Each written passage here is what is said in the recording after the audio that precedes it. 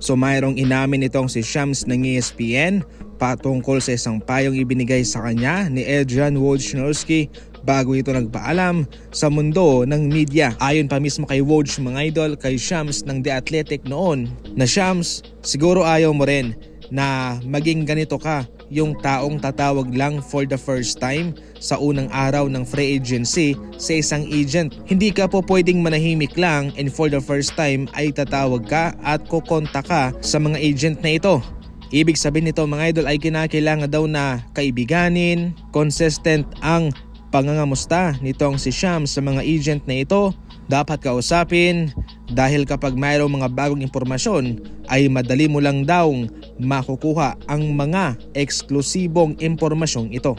Sumagi rin ba sa isip nyo kung ano nga ba ang kapalit ng mga impormasyong natatanggap o nakukuha ni Shams sa mga agent na ito? Heto mga idol, unang-una, dahil sa impormasyong ibinigay ng agent na iyon o ng mga coach o ng isang NBA team ay po pwede nga raw mag-request ang mga ito kay Shams kung paano niya i-deliver ang balitang ito. Syempre bilang isang senior writer sa ESPN ay pwede kang mag-request kung ano yung tipong tono ng article ang isusulat nitong si Shams para mabasa ng mga NBA fans. Pangalawang rason, pwede nga raw na magpalitan itong si Shams at yung kanyang contact. Halimbawa, magbibigay yung isang agent o yung coach o yung isang kupunan ng impormasyon patungkol sa kanila, sa kanilang nalalaman, and for return ay manghihingi rin sila ng mga kaalaman sa ibang mga kupunan, sa ibang agent galing kay Shams. So parang bibigyan mo ako, bibigyan rin kita. Si Shams na atang pinaka-busy na NBA insider sa loob mismo ng NBA basketball sapagkat umaabot ho ng at least 20 hours ang kanyang screen time at sa trade deadline naman ay nasa 17 hours screen time. Ibig sabihin niyan ay palagi siyang nakatutok sa kanyang cellphone para lamang makapagbigay ng diretsa at insaktong impormasyon sa mga NBA fans.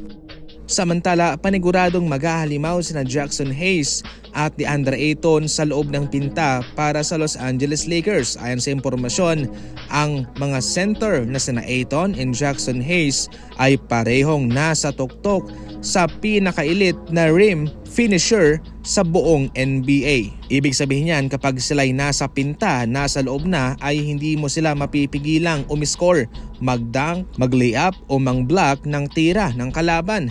At ngayon pa especially kay DeAndre Ayton na paniguradong mabibigyan ng exposure, tataas ang kanyang capability sa opensa, umiscore o matake dahil sa spacing na maibibigay sa kanya ni Luka at ni LeBron James. Dahil sa lineup na ito ng Lakers ay siguradong maaabuso raw itong si DeAndre Ayton para maka-score sa loob ng pinta. Panibagong Lakers na ito mga idol, hindi na sila pang first round, pang second round.